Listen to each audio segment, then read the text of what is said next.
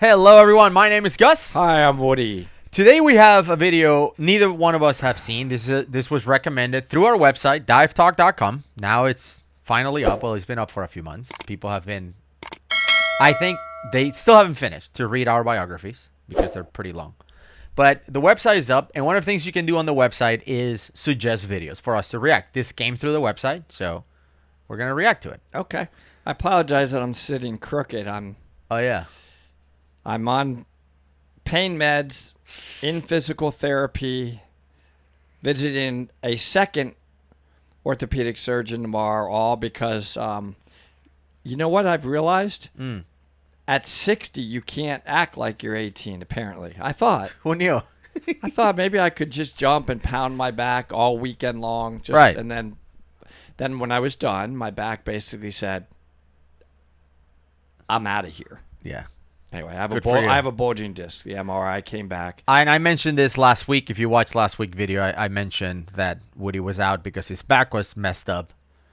And I don't know why a lot of people have commented that we have a disagreement or an argument or something. Have you seen those comments? It's like, are you guys arguing? because I think I know why they're saying this. Why? Because I get annoyed during the videos that we're watching, and they think I'm annoyed at you and your comments. I'm not. Oh, no. Especially with the video of Linnea's death, I was pissed at the actions. Of course. Of what happened on the video, not at you. But so if you're watching this, no, we're not arguing. But we do disagree often, but we don't. But this an agreement. It has nothing to do with. Now, I don't even know why they would put those comments. There's zero issue. I was not on the last video because I could not get out of bed and stand up. So it would be hard to get here. Yeah. Unless they airlifted me. Then I could have been dropped in this chair. I could have been here. Right. But you should test the computer because you also got one. Yeah, I'm wearing it right now, and I'm playing it around, but I need to dive with it. Yeah. But I did watch yours. Yeah, don't start sending messages, though. Let's not try that one. Well, the one point that you made, I haven't reviewed it yet myself, but I don't want to have beep. The chirping? Beep, oh, boy. Or whatever it is, the whole dive. Like, that's not going to work for me. Don't stop, dude. So so far, I love it in terms of on land. Yeah. I mean, the functionality for, like, fitness and monitoring my heart and, are you ready for the day? I mean, this thing measures everything. Yeah, it's pretty amazing. Awesome. I will say that I know that we're like 3 minutes in, 4 minutes in, whatever, and we haven't even talked about the video. But I believe that somebody was trying to set like a record about diving, and either they died or something went horribly wrong. That's as much as I know just by reading the title. Well, that's what our fans like. The just fact that it went horribly wrong, then that's the main subject that gets the most views. Yeah, they got to smile. Okay, here we go.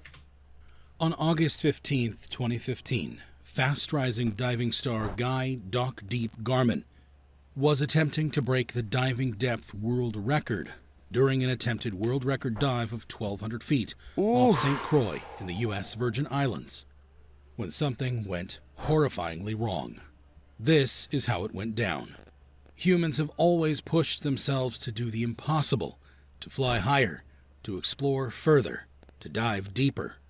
We are driven by a need to discover and conquer. It is this instinct that has been behind some of the most amazing explorations and discoveries. It is what pushed us forward to a better understanding of our planet, of our body, and much more. And it will surely never stop. There will always be people trying to push further than before. People who are willing to bet their lives so that the rest of us may benefit from their discoveries. And deep diving is one of those extreme challenges where only a few dare to go. When it comes to deep diving, and I mean really deep diving, only the bravest of men attempt to cross the frontier. Diving to a depth of 300 meters or 1,000 feet is the holy grail of deep diving. In 2001, a diver named John Bennett first achieved this depth, and the same depth has been reached just a handful of times since. Less than 10 people are known to have dived below 240 meters. I was going to pause it for a second. What do you think the oxygen percent needs to be at 1,000 feet? Because there's a PO2 issue. Right.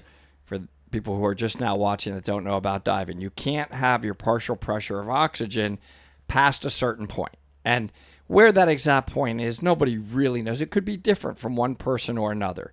Yeah. But we don't exceed, typically we don't want to exceed like 1.6 as the Right. outer limit. And I know we're going to get a million comments. I've done 3. And Yeah, 1.6 is the recommended outer limit. Yeah, So, but let's, for the people who are not divers and perhaps haven't watched one of our videos where we go into this, the question Woody's asking is really valid, because the question is, what is the percentage of oxygen you can breathe? And that question is never complete. Is the second question to that is, at what depth? Can you breathe 100% on the surface? Yes. Can you breathe 100% at 30 meters underwater, 100 feet? Not for long. You're going to die. You're going to have a convulsion and die. And it's one of those things that we still haven't found out science. We haven't found out exactly why high concentrations of oxygen are toxic at depth. We just know they are. We just know that you have a seizure and die. So you have to decrease the percentage of oxygen in the air that you breathe. So if you take regular air diving, which is 99.99% of divers out there, they breathe air.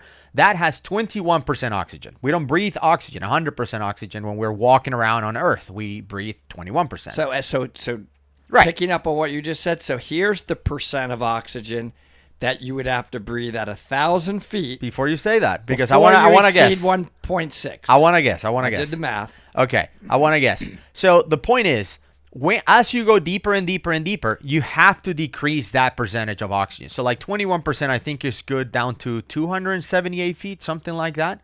Or 218, I think. That's when it goes above it. So you can go past 60 meters with air. After that, to keep it safe, you need to start decreasing that 21% and walk it back, right? So if we're diving to like 100 meters, for example, like we said, 60 meters or plus beyond that is too deep.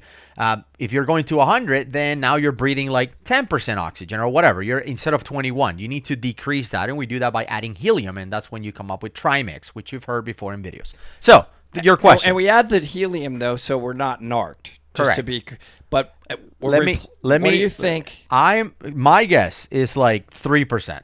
Okay, not bad. 5% is Okay. 1.6. Okay. Which is a pretty high PO2, right? You're going to burn up that CNS table quickly. Oh, yeah. Because you can only have a certain PO2 at 1.6 for a certain amount of time. Then you start going beyond how much your lungs can handle that, right? Yeah. You could start having pulmonary effects. So 5% oxygen. And isn't it amazing that you can breathe 5% oxygen? You know what happens if you breathe 5% oxygen right now at the surface? You're immediately hypoxic and going to pass out. You faint. It's weird. The science there is crazy. I know, right? It's crazy. Because it's depth plus percentage of oxygen. And by the way, it's 5% oxygen at 1.6. That's the upper limit. Exactly. Right? We probably would not do that. We probably would want to keep it below like 4 or 3, percent. And in fact, you would probably want a gas where if you're on a rebreather doing that you could dial that down to where if you had to do a dill flush to get it to 1.0. Yeah. So that's going to be like, what is that? Like 3%. Anyway. That may be your 3%. It's a lot of technical stuff. That's a lot, but I think it sets up the video, and some people probably already skipped this part. Yeah. All right, now we can go. Or 800 For those feet, of you who are left. using a self-contained breathing apparatus on a recreational dive. In fact, more people have set foot on the moon than have reached the deepest scuba dive. It's crazy. And, as you will soon find out, this is for a very good reason. On September 18th, 2014, in the Red Sea off the coast of Dahab, Egypt, Egyptian Navy Colonel Ahmad Gabr gingerly stretched and warmed up his muscles as he calmly prepared to make diving history. A quiet sea-town community off the coast of the Red Sea, Dahab was always a good place to get some relief from the sweltering desert heat. But Ahmad Gabr wasn't just looking to cool off with a dive today. At 41, Ahmad Gabr was already a well-known phenom in the diving world. He had begun his diving career at the age of 18, diving for pleasure, then later decided to get his diving instructor training. During his Army years, he dove both for work and for pleasure, building and developing both his mental and physical abilities. And his military career no doubt played a huge role in shaping him to face what was going to be the deepest dive of his life. Before that day, Gabr already had about 9,000 dives under his belt, all leading up to this one. an attempt to reach 350 meters below sea level and beat the previous Guinness World Record for deep dive at 318.25 meters, set in 2005 by Nuno Gomez. Ahmed was well aware of the dangers and risks he faced on this dive, not least of which was the sheer depth itself. He was attempting a dive of over 1,000 feet, the height of the Eiffel Tower, the length of 3 football fields placed side by side. And so, his first concern was the ability to withstand depth itself. Generally, the deeper a diver goes, the more risk grows of something going wrong. For starters, there's the possibility of being crushed by the sheer pressure of water depth. As a diver descends... Is that true? I know the dry suit itself, if that's what he's wearing, could squeeze and crush you, but is there really any fact to, if I, let's say, for example, I don't have a dry suit on for some reason, Yeah. and I'm going down to 1,000 feet. Does the pressure, the weight of the water creating the pressure crush my bones and my skin and my skull? Not at 1,000 feet, I don't think. At some point, would it?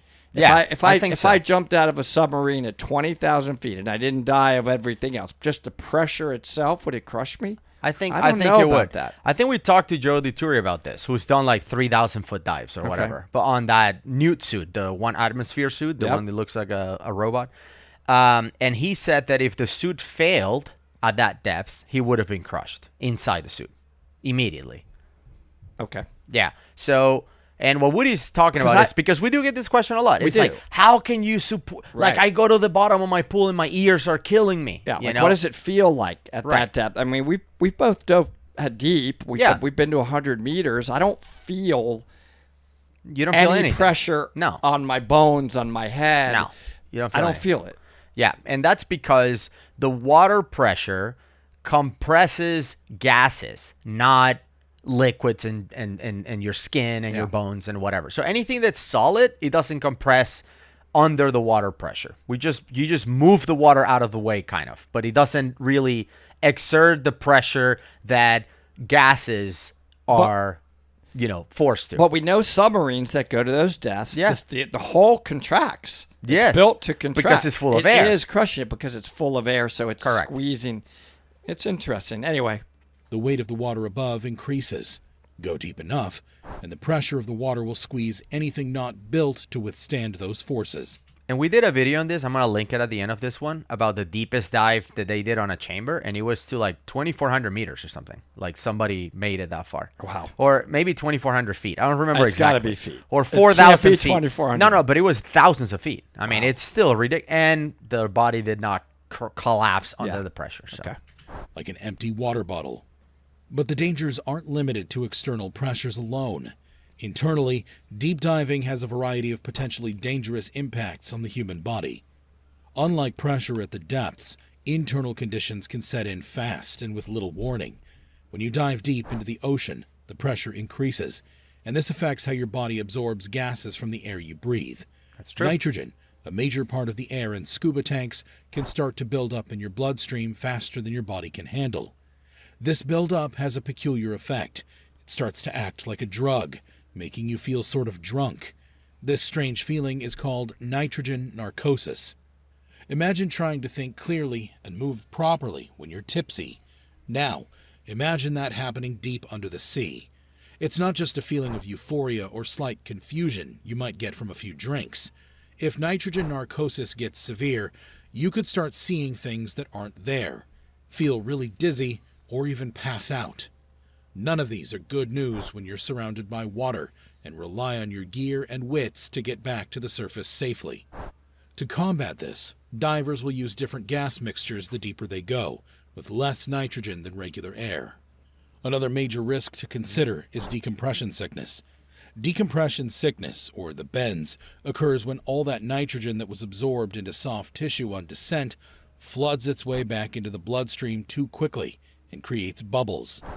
Most cases of the bends are not serious, but it can cause death if it's severe enough. The best way to avoid this is by making something known as a decompression stop during the ascent.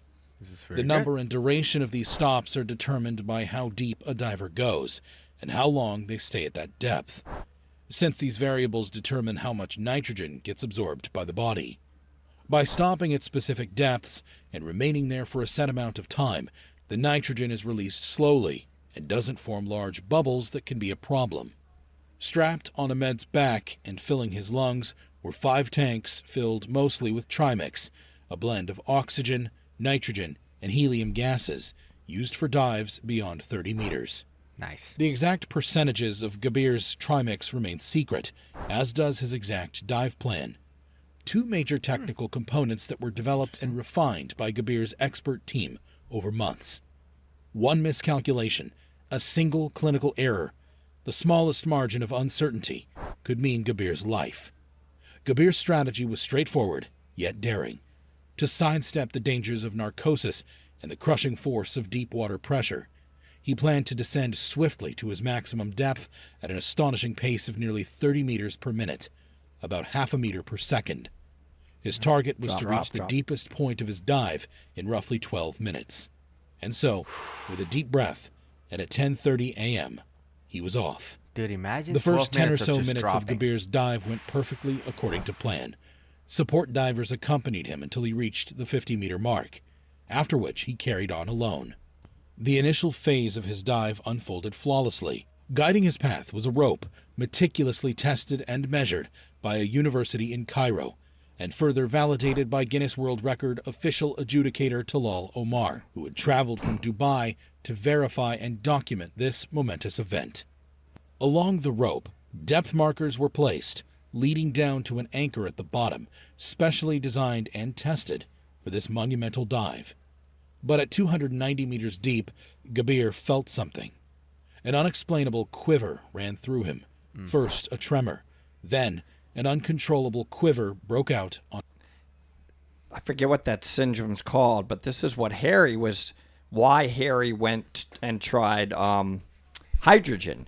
Because Yes. the purpose of using the hydrogen is so you don't get that syndrome, which I just mentally forgot what it's called. Yeah, the those shaking, tremors, yeah. The tremors, right? It's happened to other divers in videos that we've reacted to. I think David Shaw may have been one of them. We started to feel the tremors.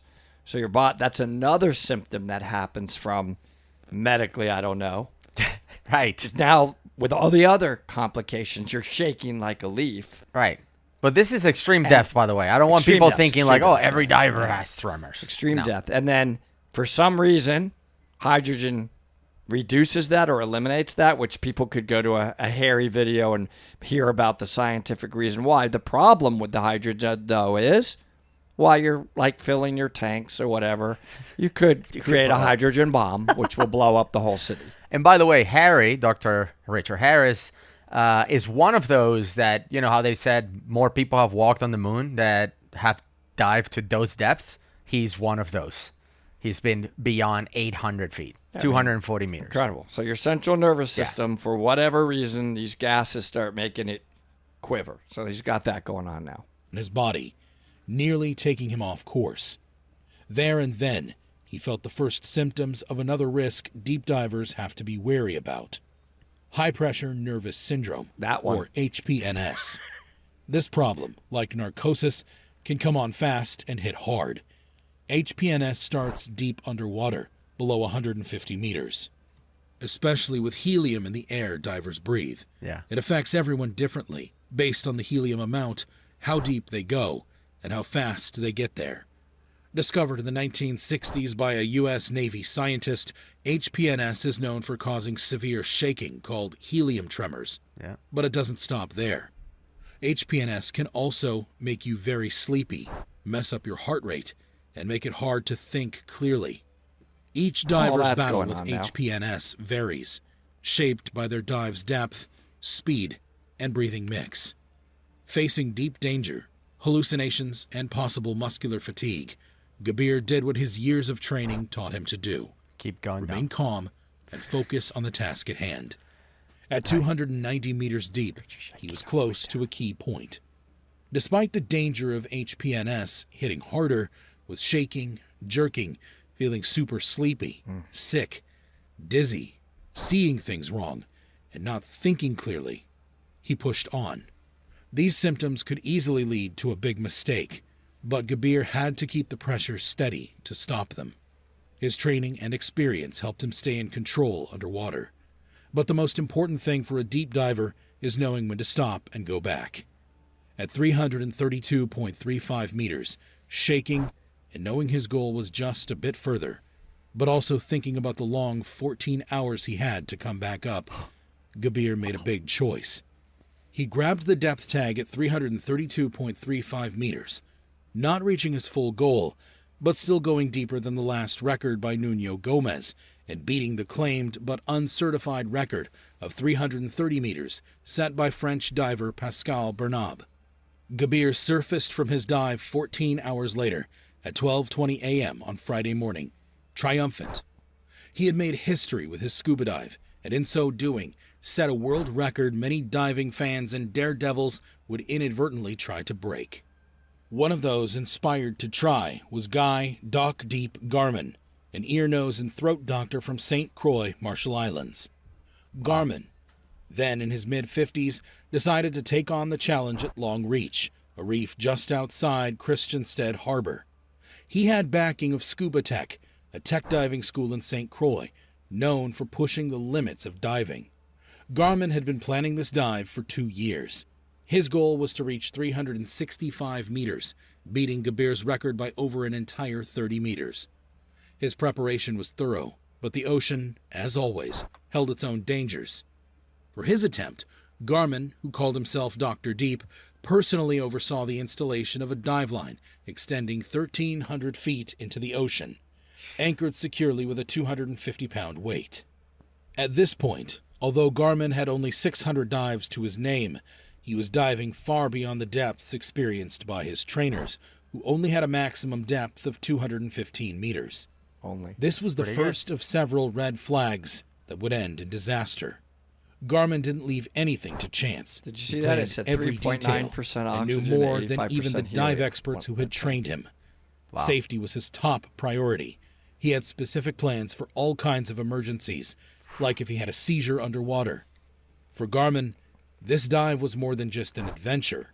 It was like a serious science experiment. Before the dive on August 15th, Garman had already done a deep dive to 248 meters all by himself, and everything went fine. He probably expected this dive to go smoothly too. For this dive, Garman was more than prepared, logistics-wise. He had 3 big tanks, 4 double tanks, 3 dive computers, and a GoPro camera. He also attached a special marker to his dive line. This marker was to show he really went down 365 meters, aiming for a world record. All his diving gear together weighed about 400 pounds. Imagine having the weight of 2 full-grown men on top of you, all while being underwater. By the way, did they say what year was this? I think I missed it. And the reason why I'm asking is because from what I understand, Guinness World Records stopped like the whole depth world records. You cannot set it right now. You call Guinness and you're like, hey, I want to set the new world record. No. They think it's too dangerous? It's too dangerous. They won't do it. So that's why I'm curious. You know, he's trying to set the world record, but was it official or not? Because from what I understand, this might be wrong, Guinness stopped doing that. Garman's diving plan, like Ahmed, was straightforward. He planned to dive down to 200 meters with his support team, using their tanks. Then, he would go alone to the full depth of 365 meters. After reaching his goal, he would come back up to the 200-meter mark. Here, his team would join him again for the incredibly long process of coming back to the surface safely. They planned to take their time, stopping every 10 feet. For this dive, besides Garman's 7 tanks, they had 28 more tanks ready for use. Garman's 20-year-old son, Kip, was part of the support team. His wife was also with him that day waiting on the boat.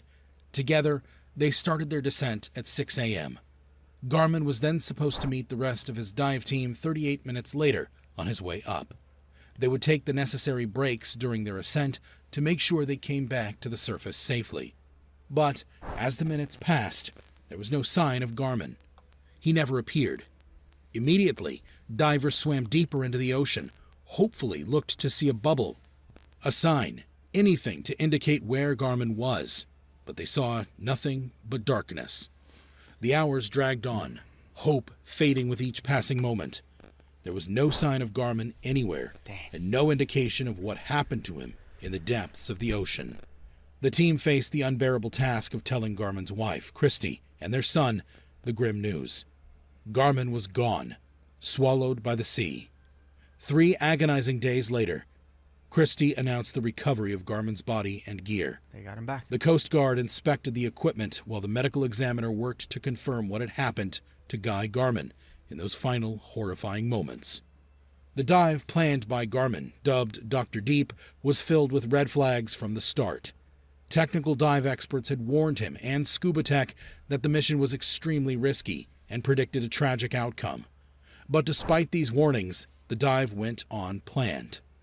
A week before the dive, Garman's team released a polished video on YouTube showcasing their preparation. Immediately, seasoned divers felt a sense of unease, labeling Garman as overly confident and his team as inexperienced. I was just going to say that. I think there are people that literally say, that only happens to somebody else. I'm strong enough, immune enough, that it won't happen to me. I'm confident in myself. And that is, I guess, on the good side, what pushes people to set new records in exploration, because they just simply don't have that fear or belief that will happen to them. But the downside is it's science, right? Any little thing that goes wrong at that depth, and you're by yourself. Yeah. You got nobody there to help you if you're convulsing. Nobody's going to set the record to go save you. So maybe he was convulsing, right? Now you're convulsing. You're by yourself. Well, Done. What do you do? How do you unconvulse? You can't. You have no control. You're convulsing. You spit the rag out, right? So You're dead. You have nobody there. You have no backup plan. It's just so risky. But what is it that make people go? I don't know. Like, I know so many people have died, and so many U.S. Navy divers have been bent out of shape, for us to discover as science what the human body is capable of. But mine is not going to do that. I'm going to go beyond. Why, though? What is that? Because I know that there's people out there with interesting capabilities. So, for example, I was watching an interview with Andy Stump, who's a former Navy SEAL. He was in SEAL Team 6. He was talking about how he got hurt, and he discovered, I think it was his back, by the way, interesting coincidence. He discovered that his genes, genetically, he's immune to opiates. So, like, all the pain medicine didn't work on him. Yeah, he just discovered that because he got hurt, and they started giving him all these painkillers, and they would not work at all. So they discovered that genetically he is immune to opiates. They just don't work on him. And his sister, I think, he mentioned in the interview. So, yeah, there are people that have interesting, odd, I would say, out of the normal capabilities. Like, that's probably not a good one, that painkillers don't work on you. I wouldn't say that's a plus genetically to have. But what makes people say that my plus genetically is I can do things that other humans can't? Well, I think somebody as smart as this doctor gets convinced by the science. So they look at the numbers, they look at the science behind, and they say, I'm prepared. I know this won't happen to me because this is what I carry. This is the gases I'm going to use. But I don't know how he could get convinced that he wouldn't have HPNS. Well, right? Because even Harry said you have to use a different gas. And from what I understand, he's the only one that's ever used that gas. So I think that I'm glad you mentioned Harry, because if you remember during the meetup, he did a presentation about hydrogen diving, which was like the first time he talked about it. And if you remember from that talk, he mentioned that they did as much as they could scientifically to prove that it was safe. And at some point, if you remember the presentation, he said, we got to a point where we just didn't know. And we just said, I'm going to risk it. Yeah, I'm going to go for it. So I think that some of these guys, and again, we don't have Dr. Deep here to interview him and ask him. I think some of these guys get to a point where they're like, oh, there's only one way to find out. Hold my beer. Here we go. If they acknowledge that, I'm a little bit, okay, you admit the risk. You're admitting I don't know, and the science isn't going to protect me, and I am going to risk my life. Well, then you at least are being truthful. Yeah, I think that is more. But this more, confidence thing is what I'm dwelling on. That he had such confidence that no, I've mitigated that risk. somehow. That's different. Somehow, I admire that more. I admire more that I don't know, but I'm willing to find Me too. out, rather than I know I'll be okay. I agree. That fake, false confidence to me is worse than to be like Harry. Look, we don't know. Nobody has done it. But let's just find out. And because it's ego, and you and I hate that. Like, Yeah. come on, your ego's telling you something that just science is not agreeing with. Just keep it real. I We agree. don't know. Let's go find out. And, well, you found out. The video itself focused on achieving depth without proper support or gear for deep problems, and it screamed danger. After all, this was a depth length that had even claimed the life of legendary diver Shaq Exley. It's Shaq, but In the deep diving world, experience counts more than courage. Garman, with less than 600 dives and only 4 years of diving experience, was attempting something far beyond his skill level. His rapid progression in diving and the small number of deep dives he had completed were not enough for such an extreme record attempt. Yep. Moreover, Garman's dive planning was flawed. He relied on outdated methods without understanding the complexities of deep diving, such as the physics and physiology involved. In essence, while divers like Ahmed Gabr trained and planned for years and years, Garman, despite his scientific background, failed to do so.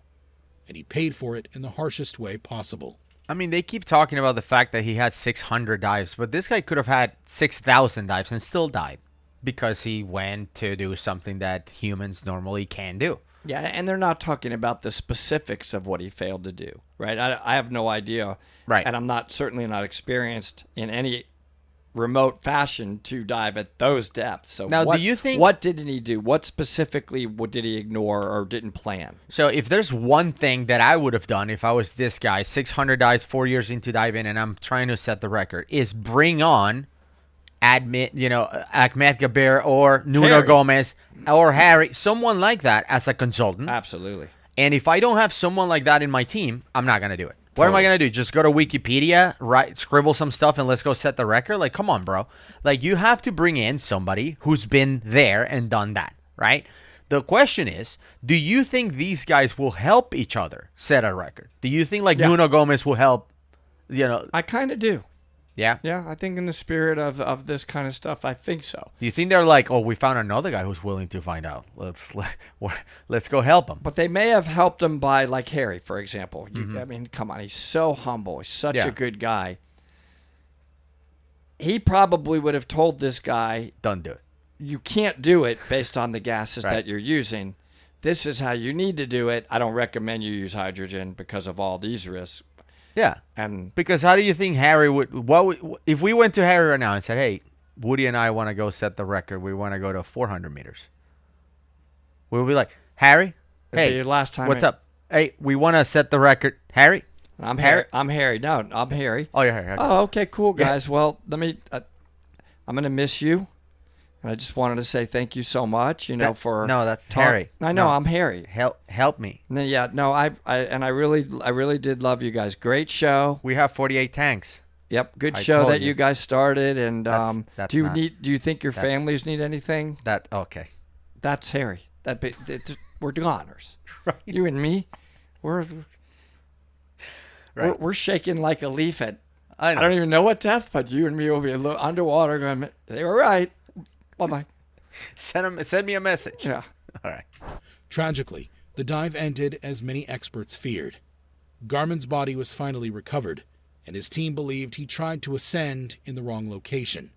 He was so weighed down and still situated so deep beneath the dark waters that his team could not recover him immediately. Yeah. The medical examiner ruled his death one of the most nightmarish of outcomes. Death by drowning. Alone in the darkness, with weight on top of him That's what we just and said. pushing all Alone. around him. Guy Garman succumbed to the water. The dive, meant to push the limits, instead served as a stark reminder of the importance of experience, proper planning, and respecting the ocean's dangers. Garman had a quiet burial, yet another victim to the unforgiving sea. He would not be the first, and he would certainly not be the last. Thank you for watching, and I hope to see you in the next one. Yeah, I mean, I hope. of course it's sad, right? Yeah. But I'll get killed. I'm gonna get killed. You ready for me to get Well, killed on the I was comments? just gonna say before you get killed, because I want people to hear this. I hope he's the last. I hope that people stop I trying to agree. set these records. But now here comes the crushings. Probably it's Yeah. it's horrible. Well, of course I would have loved him to make it, been back up, been with his family, and not done this.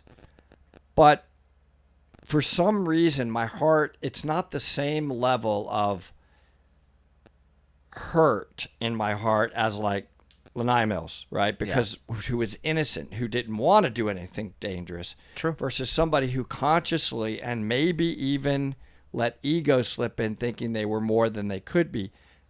That's not me saying, oh, well, what's one death is less hurtful than another. No, it's just I'm a human being. I can't help it. One seemed completely innocent about what they did versus one that somewhat acknowledged I'm taking a risk of my life. Yeah. But, I mean, I wish it would have gone well, but I just don't think I kind of, one more thing is you mentioned that Guinness doesn't want to do this anymore. I think that's a good thing. I think I think it's a form of promotion if Guinness nods and they're just like, there's some things that are too risky. Yeah. So tip their hat to them.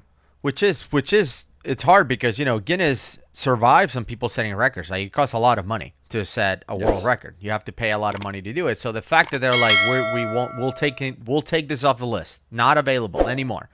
It shows how dangerous it was for them to remove it.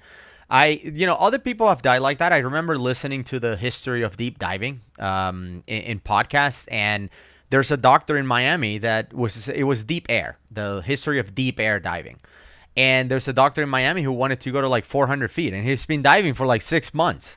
And he's like a dentist or something. He's like, I'm just going to go to 400 feet. Why not? And they just saw him keep going down, and I don't think they found his body. Like he just went down to 400 feet, and that was it. Yeah, you can't do it. Kept divers, going. New divers out there, you can't do this stuff. You can't just drop down to these deep depths. Certainly not without the training. That's really what it keeps coming back to on Dive Talk. And even with the training, there are limits that any diver, technical diver even, can go to. These are outside of all technical dive limits. These are like world record crazy experimental dives. I will say that there are other scuba diving records out there that are still available to be set. And we've talked about attempting to set one. The one I would like to try to do. Let's just keep it on the wraps. I think we can do it. I think we can do it too. And I think we should try. Yeah. Now, it takes a lot of work. It's not a dangerous one, I don't think. But it takes a lot of work, right? But I think we can do it. So much However, in the past, we have talked about how deep humans can dive. And I'm going to leave it right here if you didn't catch it. Very, very informational. Yep. Thanks, So, everybody. we'll see you on the next one. Thank you very much.